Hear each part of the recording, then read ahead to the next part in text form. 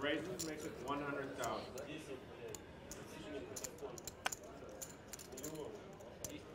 Both for the small, put Isaac in the big. Cool.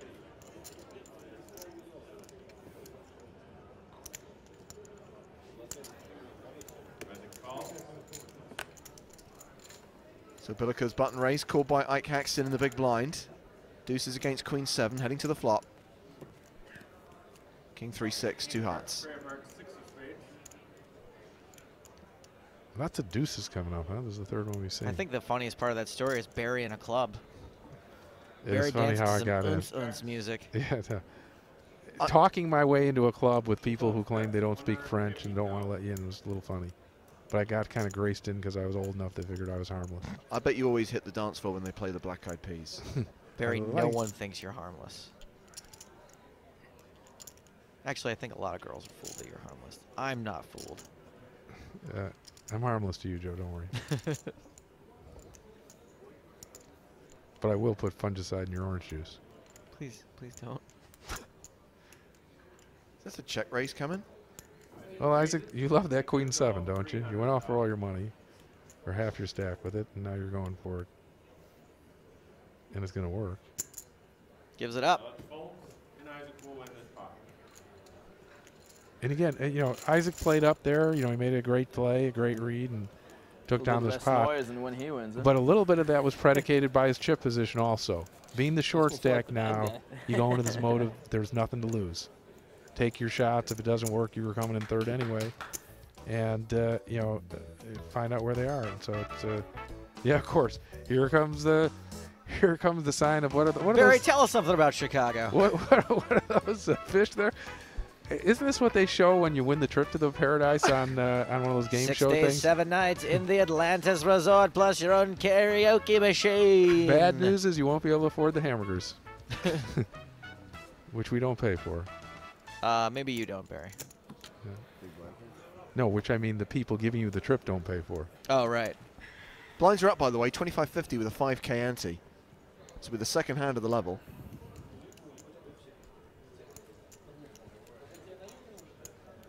Eights for Duhamel on the button. Right. Is it me or is he holding the deck on these guys? Well, now that Jason Kuhn's gone, someone's got to be hitting the deck in the face. Yeah. Hitting the deck in the face. Yeah, I was going to let it go. But yeah, I'm trying to. Well, I think I always like to hear when James talks to like analyze if it's different in England than it is in the United States. I think that was a bona fide boner, but not a bad flop for 2 8s. Shame no one has an ace. He got 2 people to call him on this one. Mm-hmm. You know, let's. Bellacourt donking out. Yeah, let's give Jonathan credit. You know, a lot of people might say, well, people are playing badly against him, but I think he must give off the right vibe or something when he's got a good hand, and people just aren't. Well, not that 8s was a great hand, but the kings and queens were. And again, look at the. Let's watch him real closely. So if I ever have to play against him, blink in his eyes. I think he's gonna, you know, put off. You know, try to give you the best. I don't know what to do. Barry, I hate to break this to you, but I think people blink their eyes fairly regularly. 3,000 times a day. No matter what happens. Right. Yeah, I'm not really sure that's a tell. What else? He's breathing. Okay. Well, he's sitting upright. When you're in that situation, you're thinking to yourself, I want to give off the I have a problem and don't know what to do vibe. Usually at the timing, his timing was actually exactly what you do with a strong hand. It's like the hesitated, I'm trying to sell you on, I don't know what to do, you know what I'm saying? Yeah. Usually if they call quick, it's weak and they don't want to get bet again. They take a real long time. Sometimes they'll at least convince you they have a problem. But that timed call is the strongest timing. Well, Bellacourt drawing dead now. That's not much fun. And we almost all do it when we have a sure, like, nut type hand. A typical thing is you, like, count to 10 before you, like, before you do anything. I want to look like I'm thinking, but yeah, what I'm right. really thinking when I'm really about not. is When how I'm really much not. Yeah. fun I'm going to have stacking your chips.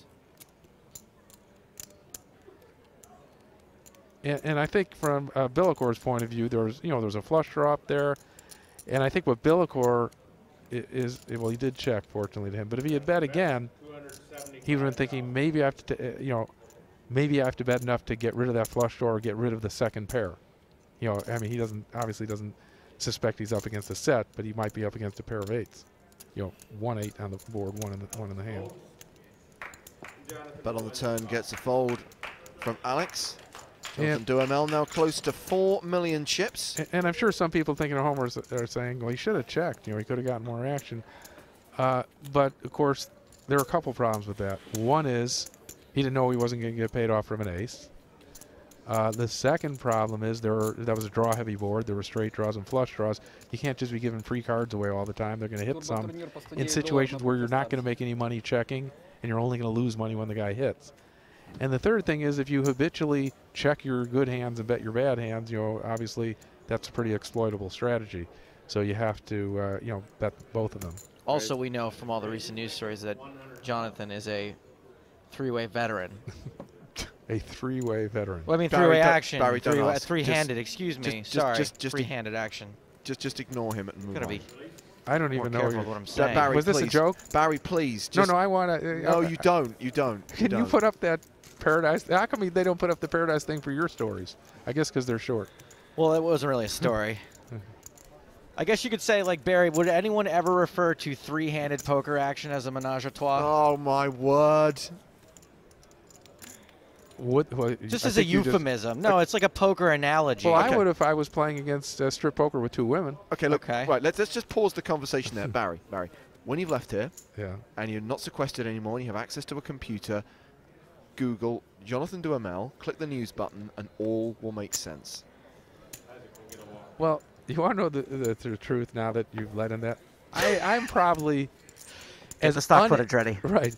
As uninterested in other people's sex lives as anyone you know. I said pause the conversation.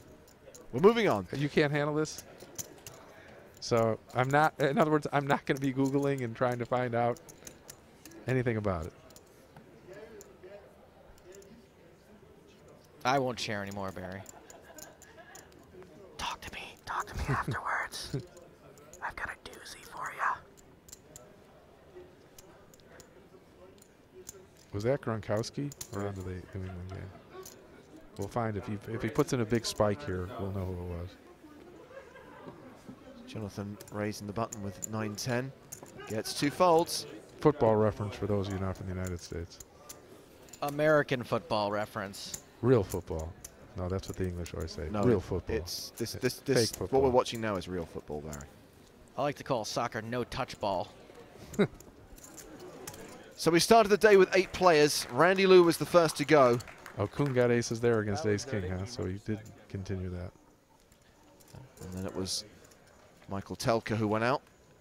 Lost a flip with king-queen against tens. Thanks. Just over $145,000 for 7th. Govert Metal was the next man out for 181 grand. 5th place finisher, the Chilean Nico Fierro. Deuces ran into tens. Thanks. And then in 4th place, the man who started the day as chip leader, Jason Kuhn. Ace-4 didn't improve against kings. It seems like all these guys are decent players, but that's what happens when you have a high roller final table. You know, someone's got 25,000 clams to, or conchs to, is that what they say in the Bahamas? To put up. Yeah, no, I think it's conch. Conch? Yeah, to put up for a tournament, they probably have made some money somehow. So Haxton's button raised here, and then raised to 100,000, and Duhamel has 3-bet from his big blind to 275,000.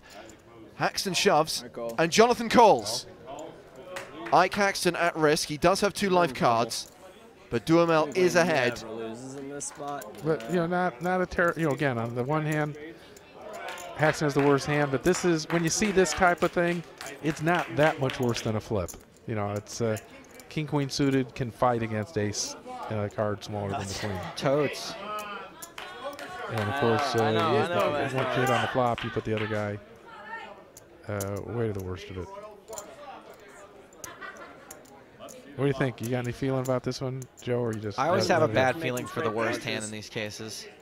Sorry, the best hand is what I meant to say, but ace holding so far. Yeah, pretty clean play. Oh, there's a diamond in there. Isaac, yeah, see, he's an optimist. He is such an observant poker player. He spotted that diamond immediately. And there were 3 red cards, so it was hard to pick out. It was. They blended in. Haxton's looking for a king or a queen or running diamonds here to survive.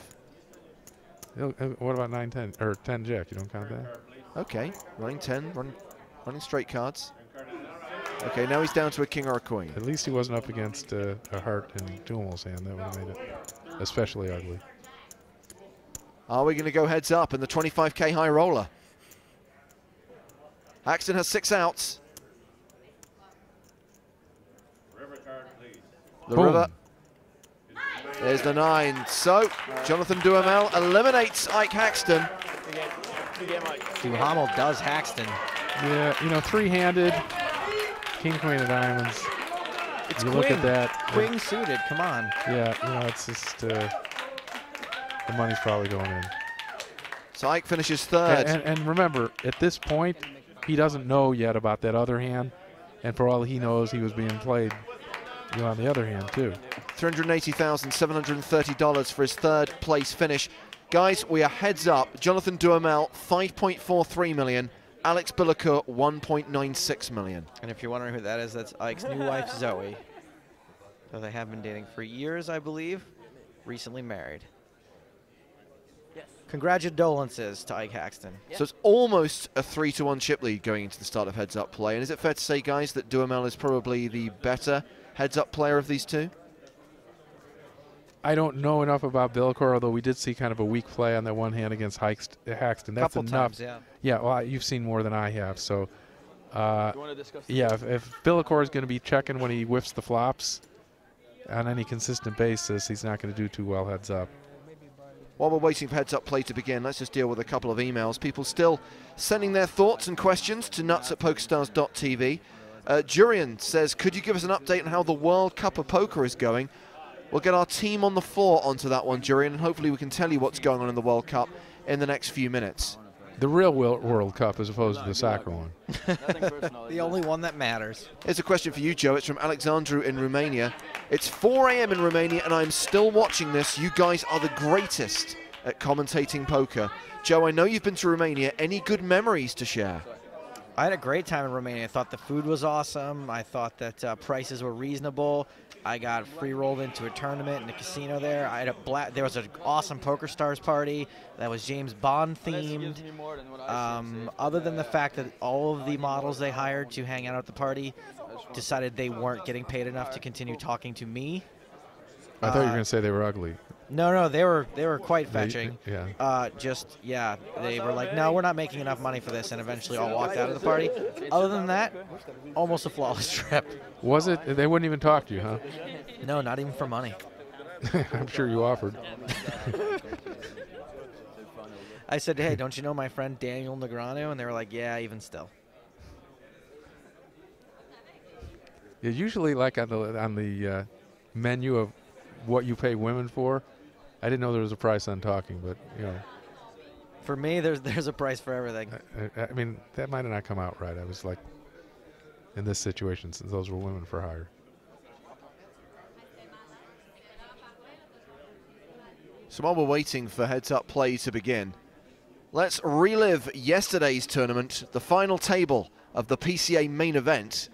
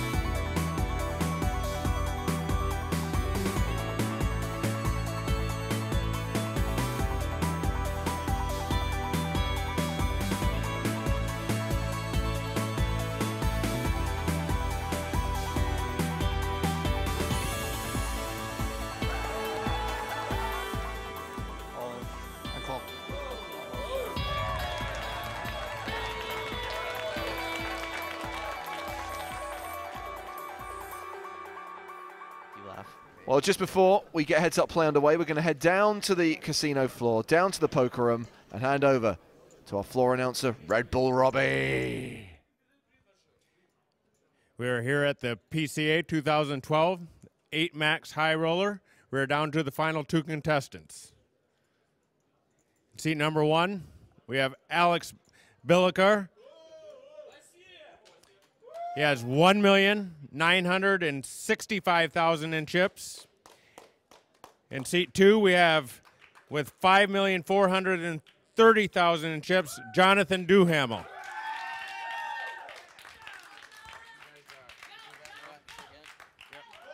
May the best man win.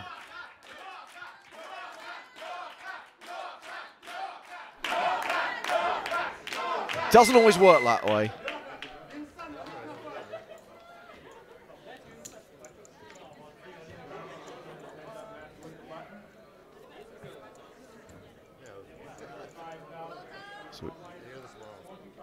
So, heads up play begins. The ante still 5,000, the small blind 25, the big blind 50,000. James, let's reset the stakes. Didn't he just do that? First place, as scheduled, does pay. Oh, the payouts. 1.3 million. No. 1.1, I believe. 1.1 million. 600,000 for second. So they're playing for a decent amount. I mean, what I mean by that is the separation from first to second.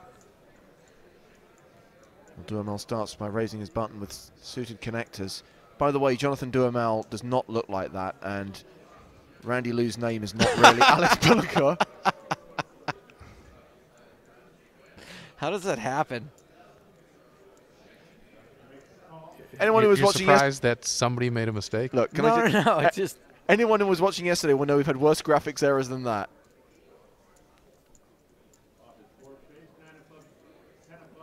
Not a bad flop for 7-8, assuming that's what he actually has.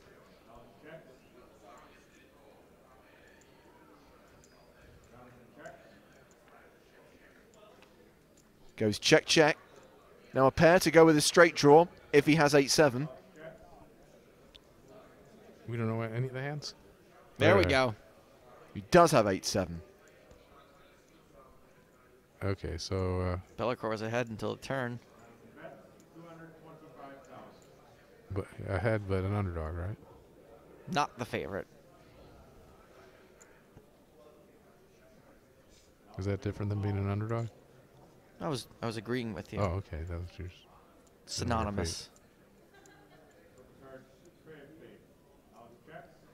And you expect, you know, when you have a low pair like this, they each think they have enough value for a showdown, and one of them was right.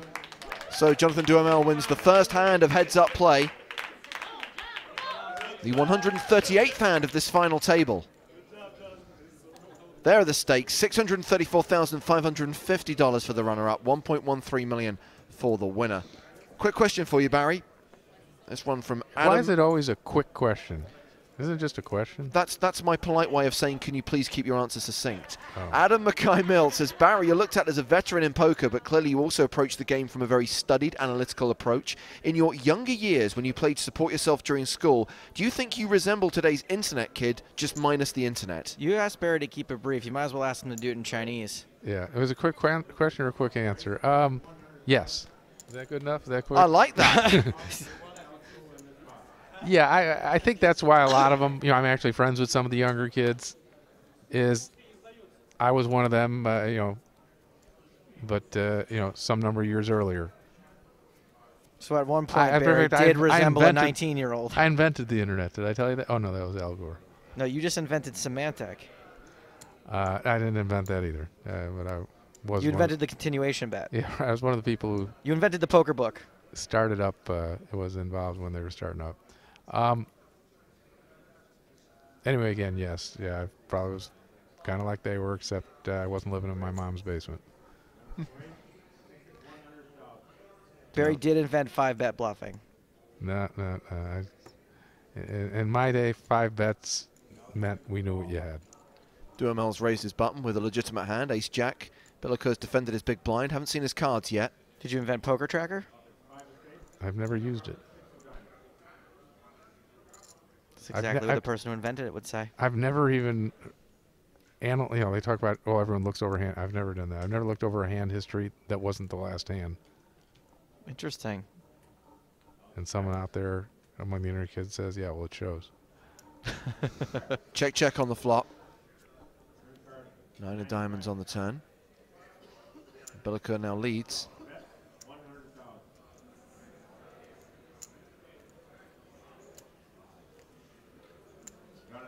And when we don't see Billiker's cards, that tells you he's a little less experienced at dealing with whole card cams. He still didn't know. The guy's saying, hey, you're supposed to look at, here's Robbie grabbing for, give me your cards. You want to put him in the whole card cam. No, he's saying, pulling it up there. Oh, there is a cam there, too. Okay. He just needs to move a little bit to his right so he's in front of the camera. Oop, get a 9. Yeah. Queen 9. Got there on the turn. Pretty good fold by Jonathan. With no pair, no draw. I don't know. Ace check's going to be pretty good most of the time. Heads up, is it not? Well, yeah, but when a bunch of cards come out and they aren't, They one of aren't- them an ace and a jack. They aren't an ace it's or not jack. Quite. God, it you just actually, simplify things so much. it You actually make it so goes clear down to in me. value. Just Canadian.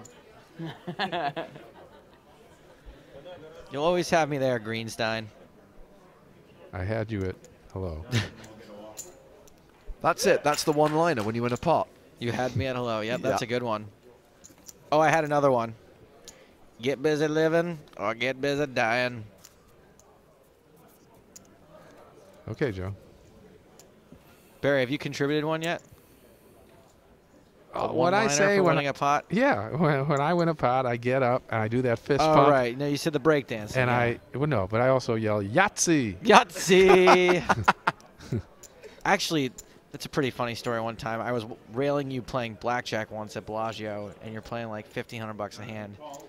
And I'm in there yelling, monkey, every time I want them to deal a big card for you. And Joey Seabach elbows me so hard because we're in Club Privé at Bellagio, like the privatest of private areas for high rollers. And I'm acting like a drunk tourist. That's it? That's it. Yeah. Joe Stapleton. It was one of the more embarrassing stories of my life. I know. I've never forgotten that. Notice one of them I think it all. was you and Michael Jordan playing. Did you ever play blackjack with Michael Jordan? Yeah, I mean, my table was next to his. That was about it. Okay. Like Jordan, so it was such a big shot. You know, he's usually there with Oakley. So it's like I always talk with Oakley, but you're like afraid to. You can't talk to Mr. Jordan. Yeah, you know, it's like Jordan. You nod, and you're like, hey, you know, like that, and that's about He's it. probably thinking the same thing about you, poker legend. That's Barry Greenstein over there. I can't talk to him. Right. Jordy's on the river.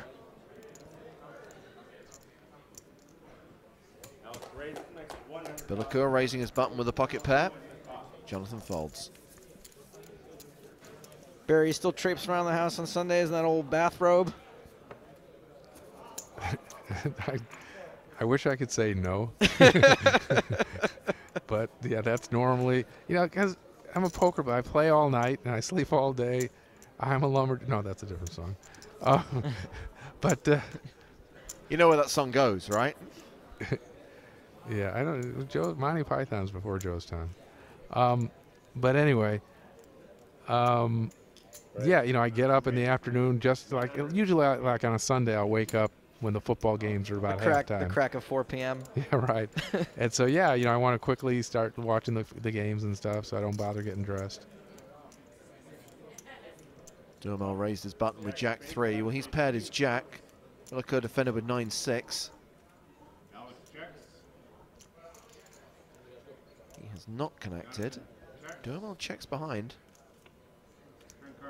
Well, he's trying to be a little coy to get, you know, Alexei to bluff at him.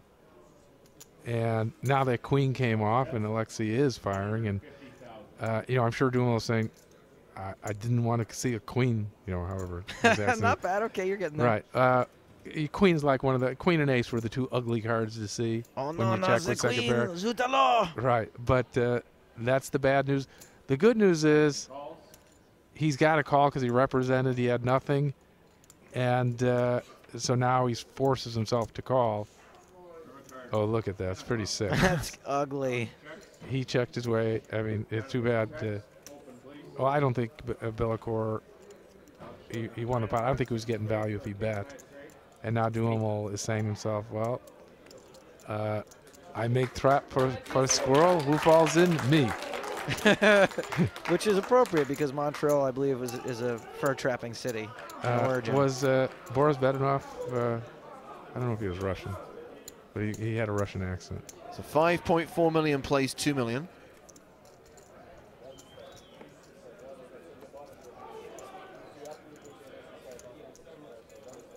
Alex Billiker against Jonathan Duhamel for the 25k high roller title. And let's just recap, guys, on what an amazing PCA Jonathan Duhamel has had. He's played 5 events and he's final tabled 4 of them, including the 100k entry super high roller tournament. He won 5k no limit hold'em event, and here he is guaranteed at least second in this high roller tournament. I mean, there were 50 some odd events here for him to have only played 5 of them. I mean, it's a multi-day commitment on all of these events.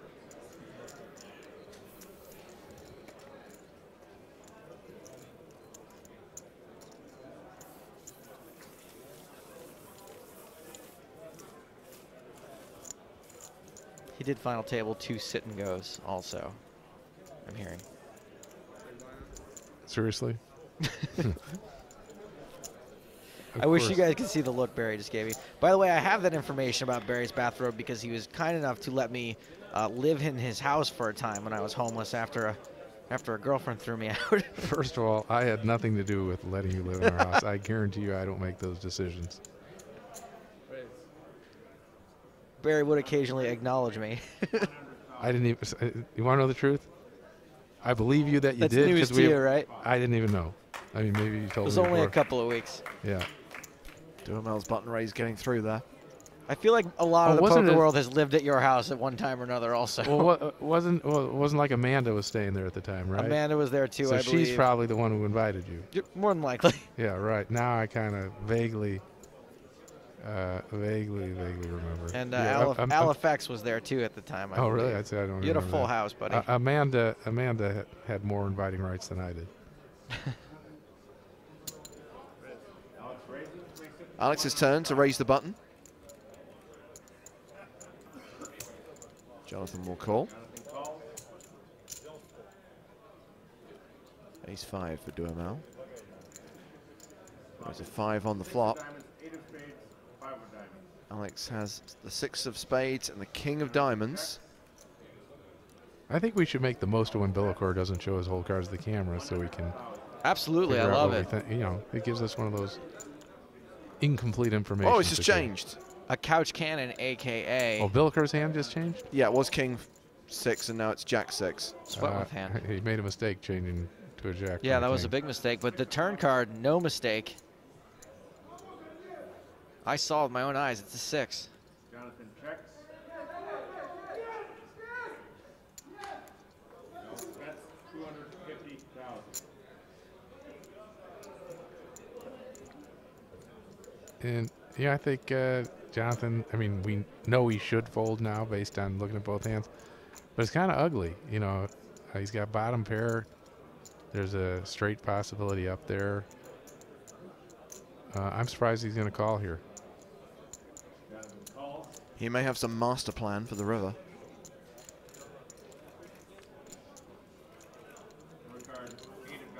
Okay, that's a good card from each of their point of views. They were happy with that because now they think that maybe they're the best hand. Look at Alex is shaking his hand. I really don't have much.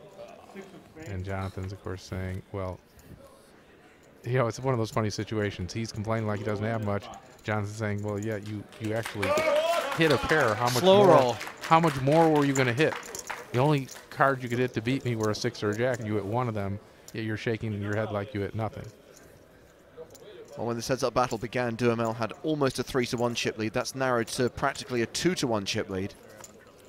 And they're playing a little bit, you know, well, I guess they really didn't have much there, but there's my friend Alex Nika, I call him, over there, Russian player, really, really nice guy. It's funny when you have the crowd of Russian poker players, especially if they're older, you know what that means? Hawaiian shirts. No, it means they all play chess better than everyone else. Oh, I was not, close not, though. Not in the room, but in the country. Oh, they're grandmasters. I mean, I mean, these Russian players, were schooled on chess. Even the young ones, played in grade school.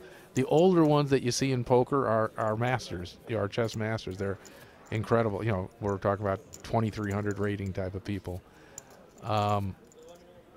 They just. It reminds me of a poker player friend of mine, Hernan from. Where's he from? From Chile. And he was talking about doing some sort of team thing where he went to Russia, or the Soviet Union at that time. Might have even been, I think it was still Russia, or post-Soviet Union. But anyway, he said the interesting thing is the audience members all played better than the competitors, or were better chess players than the competitors. Alex button raised. Jonathan called with Queen 10. I haven't acted yet. I haven't acted yet. Well, don't act too much, Jonathan, because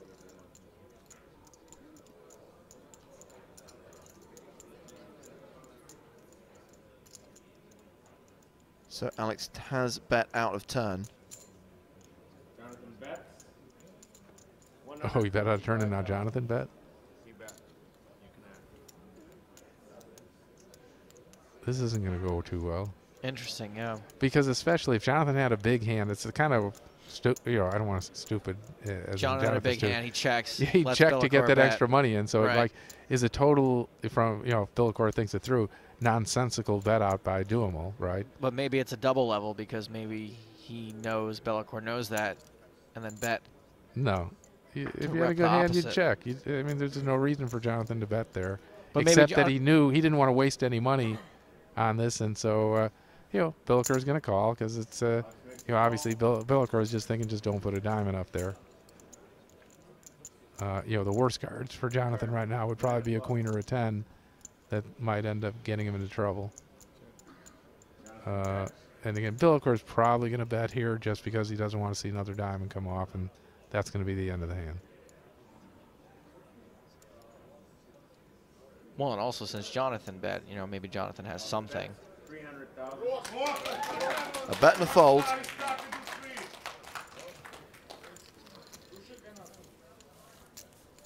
Additional 230,000 chips for the Ukrainian. Can anyone think of any way that Jonathan could have had a good hand betting out there with a real good hand? Well, what I'm saying is that if he had a really good hand, maybe he would have done exactly that because it's the opposite of what he'd be expected to do. Of course, but there's too good a chance of just not getting that free money. And that free money right now, we're talking about percents of their stacks. You know what I'm saying? Oh, because if Jonathan checks, that bet has to stay out there. Is what you're saying. Yeah. Why not just take that money? Whereas, of course, if Jonathan bets, the guy gets to potentially take the money back. Totally makes sense to me now. I was thinking that if Jonathan checked, he got to bring the bet back. But yeah, absolutely.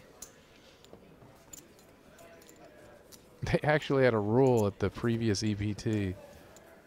They were trying to get rid of angle shootings where if you bet out a turn, and you weren't allowed to do anything. You couldn't bet if your opponents checked you, which caused all sorts of angles being shot. Where just people started betting out a turn to scare people and get free cards. So they tried that for like one tournament and realized no, that doesn't work. And I think they've gone back to the standard rule, which is bets out a turn or binding. Binding if the action doesn't change when it gets to you.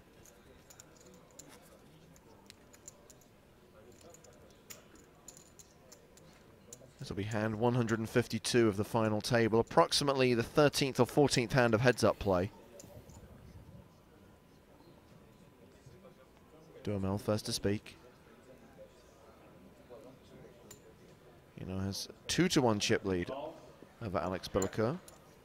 And Duhamel changing his strategy here, not raising the button, just calling. Well, and that's because he's bled some chips. I think he's decided. And it's a reasonable, people say, that seems pretty passive. Why not just either raise the button? And Bellacore calling with his lower gut shot, probably not a recommended play. Because, just think about it. Yeah, he may hit a 3, but he made a 3 and lose, too. Especially to a hand that limped on the button. It's, he should have just given up on the flop. Alex is going to take a shot at this on the river. Well, on the other hand, that could work, you know, because now Jonathan's got to think. He already seen Alex think that 6 against 5 confrontation they had before, he had nothing. If he thinks he's got something, obviously Jonathan can't beat anything. He did get called on the flop. If he got called by a straight draw, it looks like at least, if I were Jonathan, I would think he probably is up against a pair of 7s. He's bet big though, 250,000. There was only 210,000 in the pot. Yeah, well, that's the weird thing. I think he's going to get away with it because it's just really hard to put him on something that doesn't beat the pair of 5s. I mean, he ended up making a good bluff there and enough to let you realize that even if he was the inferior of the 2 players, he's certainly good enough to win this match or has something play to him. So right now, Jonathan doesn't even have a 2-1 chip lead over Alex Billicourt. Hey, you know what I always say, guys? Chip in a chair. Oh yeah, did you know that Joe had come up with a new poker expression, Barry? Chip in a chair? Mm-hmm. Yeah, he came up with it yesterday. You can use that, Barry. Put it in your next book. You know, sometimes we found this in science. People come up with inventions independently. At the same time. Yeah, right. And so, you know, Joe may have discovered that on his own. Same thing when I invented the iPod. I didn't call it the iPod. I called it the Joe P3 player. Sure, you've made great royalties off of that. Probably more than the Zune made. Hey, I have a Zune. Seriously? I found the one man? No. No, not seriously. I think we found out Joe's never serious. But Jonathan Duhamel is serious. And he means business here. Nice segue back to the action, Barry. And one of the things I actually had an incomplete thought there about Jonathan. He's min raised here. He limped the other time. Yeah. Sometimes, especially if you think your opponent is less experienced and also you don't know a lot about what he's capable of doing, you mix it up to see how he's going to react to these different things and how they're going to work out. And you find out if you can limp and get away with coming in with some garbage and the guy isn't going to take you off it. Well, you might as well keep doing it and see if you get to see a lot of flops and maybe outplay him after the flop. And I have a funny segue about, and I mean not funny, a serious segue about that, and that is to artificial intelligence machines that play poker. Is the better ones now have multiple strategies that they employ, and then they see, loose strategy, tight strategy, doing different things. What works best against their opponent, and then they become that person. Have you played that limit poker machine in the Exactly, and casinos? that's apparently what that machine that they have in Vegas does. I haven't played it, because I'm not a specialist in heads-up. I used to be in limit hold, but not anymore. And it seems that the results are that the really good players beat the machine, but the players who that isn't their game have trouble.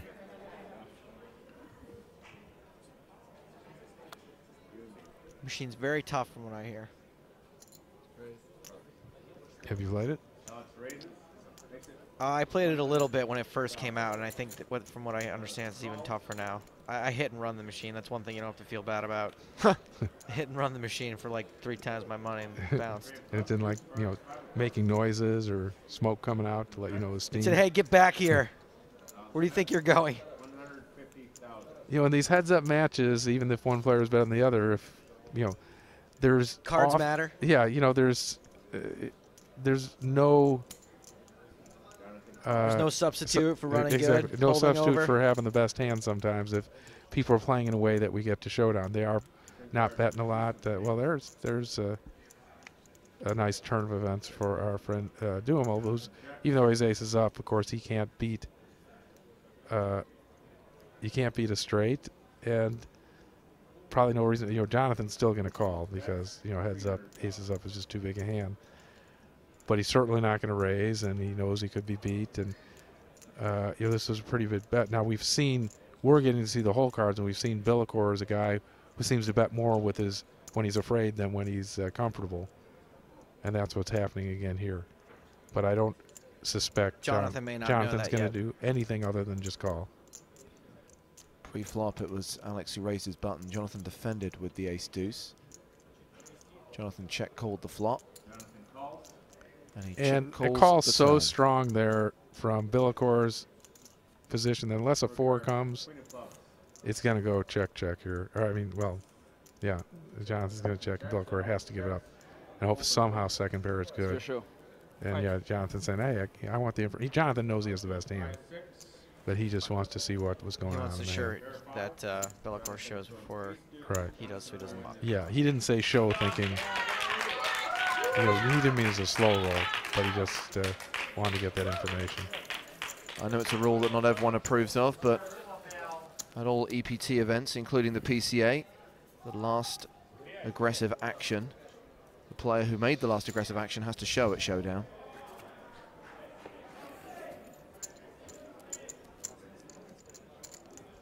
Duhamel has opened up that 2-1 chip lead again.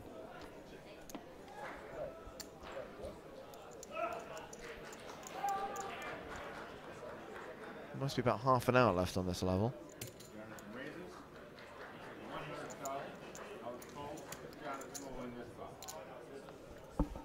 Are you guys going to the Poker Stars party? If we can make it. Something tells me the party will be over by the time we are released from our inner sanctum. Which is a good thing, right? Hey, we haven't got to work tomorrow. I'm all down to I like party. the party. Okay. I always have a really good time at the I mean, party. they do. The truth is, they throw good parties. Poker Yeah. Stars has been known for, of course, they really have some lavish parties with good entertainment. But I don't know how you guys are. It's like you do a few of them, even if they're good. It's like I've never been one for like repeating the same type of thing. So yeah, I think it's right. If they do the party, I'm going to go there to show up because ambassador type stuff. Well, can I just warn you, Barry, that in real time, in non-delayed time, it's 9:15 in the evening. The party ends in 1 hour and 15 minutes. So You can just make it for the last 15 minutes after you're sequestered another 40 here. just bear in mind I that they keep you forgot for 40 they- minutes. So if you want to get to that party, you're running out of time. Why do we have to be sequestered since we can't affect the action once it's over? I don't even I understand think the you logic. came up with that rule, Barry. No, I'm asking, what's the logic? They don't want us to tell someone who won, who might be watching it in their room on the Barry, webcast? you're speaking to the two commentators who follow the rules. We don't make the rules. I'm not even really Out, sure what out the there in rules are, to be webcast honest. land, why would they sequester us after the action's over? Barry, there's a man behind you who might be able to help.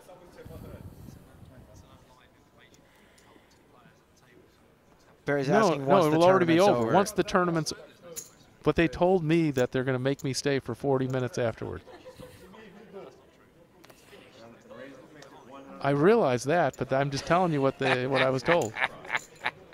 Okay, so there isn't any logical reason to hold me and stop me from going to that Poker Stars party. But that's, that I didn't wanna again, miss. assuming that this is over in time. Right, I understand that.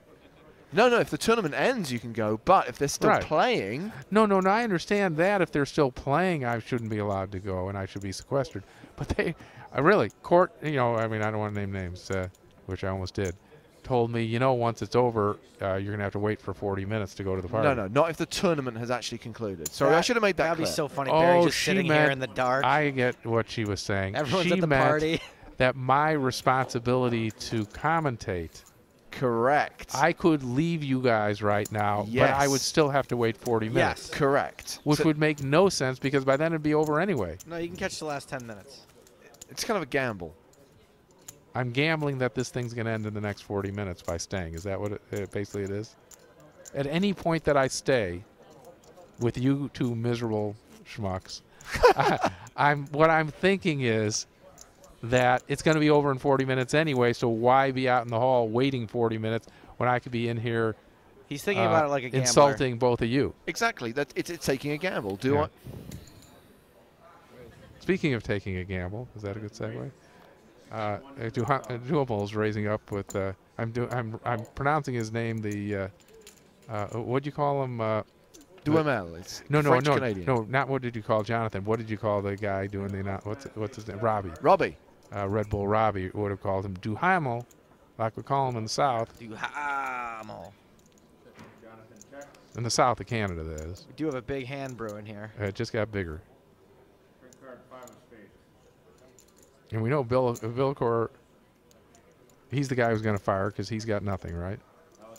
And He we've is seen open-ended. now we've seen it, but Duhamel hasn't gotten the information that when he fires a bet that's like the size of the pot, he doesn't want you to call.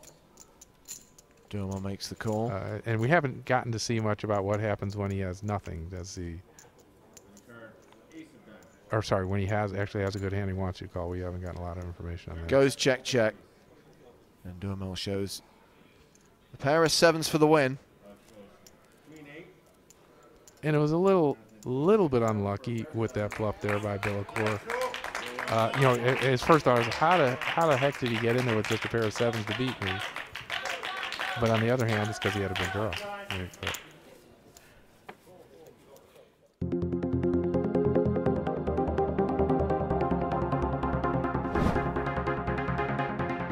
Let's play poker. Cool.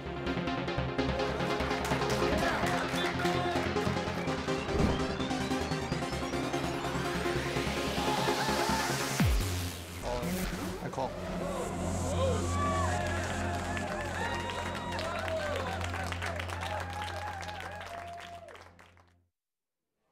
So Jonathan Duhamel also made the final table of that Super High Roller tournament, but it was Victor Blom who took it down, and last night John DeBella won the main event here at the PCA for nearly $2 million. Duhamel made the final table. Did he cash? I He wasn't did, even paying yes. attention. Okay, because not everyone at the final table cashed. No. He did make the money, and bear in mind that he'd bought in twice. He kind of needed to make the money. Right. Bit sick to spend $200,000 entering a poker tournament having nothing to show for it. Hello, Bill Perkins. Still one of the first people out, too. But Bill did cash in the regular high roller. So there. My guess is he's down for the trip. You guessed correctly. Duhamel raises the button, and it looks like a 3-bet from Alex in the big blind. Has he been playing cash with you? Yeah, we had a nice game yesterday. Okay, so that means you won. It's not a nice game when I lose, that's for sure. No matter how nice the people are. 3-bet gets through. Alex wins the pot with the worst hand. Is Bill getting any better? Of course he's getting better. I mean, what kind of question is that to ask on a webcast? No, he's getting worse. I don't know. You could say, well, he's, you know, kind of stuck in his ways and doesn't mind being a donator and No. really Bill, hasn't taken to the game at all. First of all, Bill's a good guy anyway. Oh, I like Bill very much. He's a real nice guy. And yeah, there's no doubt. I think that's part of the reason he had a decent result in the high roller. He's playing against some of the best players in the high roller.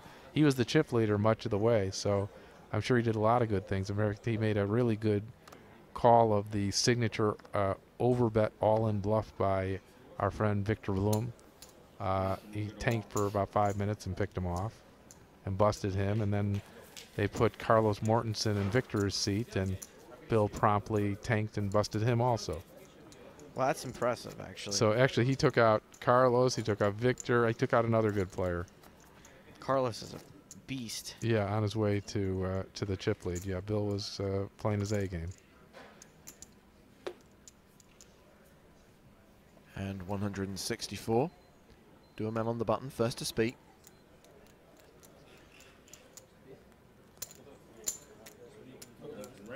It's a raise. 100,000. Once again, this looks like it's going to be a 3-bet. And Jonathan's forced to fold his junk. And very often, when you get heads up, any ace starts being a 3-betting hand. You got a 3-bet with something, so you might as well 3-bet when you have an ace. Of course, the problem is when you have these stinky aces and you get 4-bet, now you're up against things that it doesn't play well against, bigger aces and pairs that are bigger than your kicker. Duhamel still with a 3-1 chip lead. As heads-up play continues here in the 25K high roller. James, I've got another one-liner. It's been a while. I am Inigo Montoya. You killed my father. Prepare to die. That's after you won? That's right. Too late for that. You just killed his son. Or someone else's son. Well, I'm saying prepare to die to someone that's already been eliminated, but, you know, I don't think the cleverness will be lost. Alex raises, Jonathan re-raises, and he takes it down. And now we're getting to the point, you know, ace 10 it becomes the cutoff of where it's really hard to get away from it. They're playing for, you know, effectively for 40 big blinds, right? That's what, you know, Alexei approximately has. You know, they're playing for the stack of, obviously, the player who has the fewer chips. 40 big blinds heads up, sorry. You know, the ace 10 is just going to go.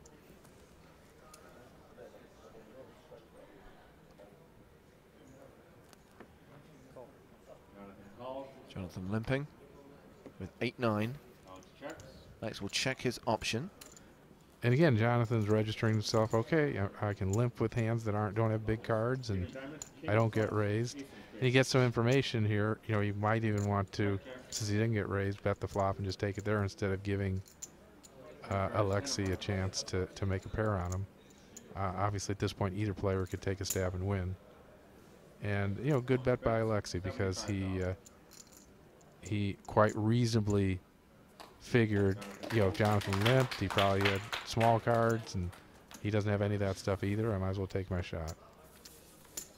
And it worked. Yeah, and so we see Alexei's got that just that play alone, that he is going to be betting sometimes when he has the worst hand, and he's timed it, you know, well for the most part.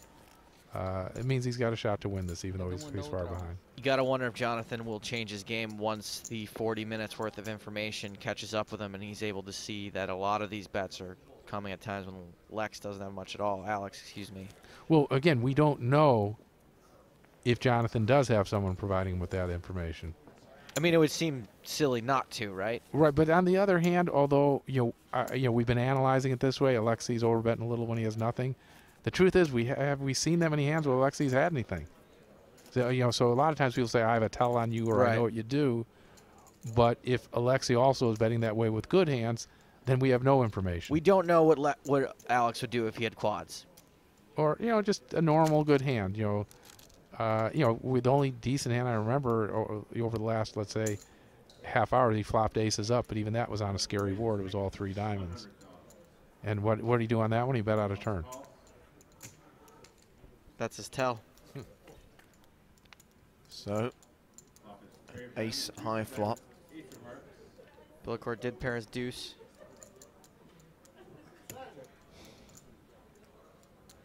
And not only paired his deuce, but he has a gut shot too, which means he probably would call a bet. And this is kind of a weird bet here because it's more a defensive bet. He isn't folding. He isn't making a hand that has him beat fold. But he's afraid if he checks, Duhamel's going to bet anyway. And Duhamel just straight called him on queen high for values. That was what's going on. I don't think he's floating to take it away. I think he's thinking, I've got the best here. Now, if Billicourt should check here. Looks like some thin value. But instead he thinks Jonathan hit the king. And he's going to make him pay for it. And you know, what I expect is going to happen. I mean, actually, it's not that bad of it. You know, Jonathan is actually, if he called there on the flop, and remember here we said if he bets like this, we think he's bluffing.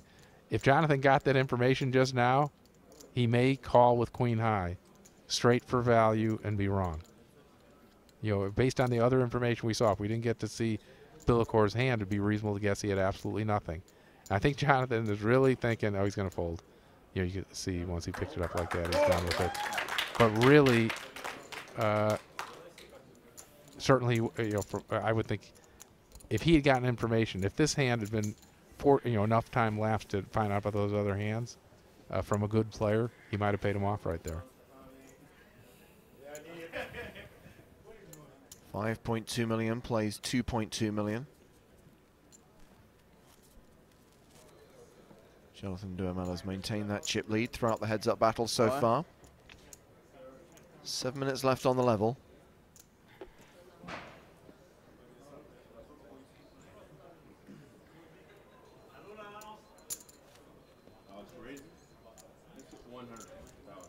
Alex bets 100,000. King Queen. You're going back to the last end. One of the things you start thinking when you think calling something that light for value is the guy might be bluffing like with a deuce, trying to bluff you off a 3, and you know, you call for value and you can't beat the bluff.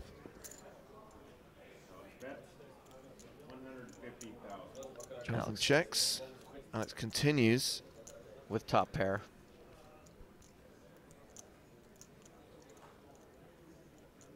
Well, that's what he bets when he hit top pair. At least this time. You bet a lot, right?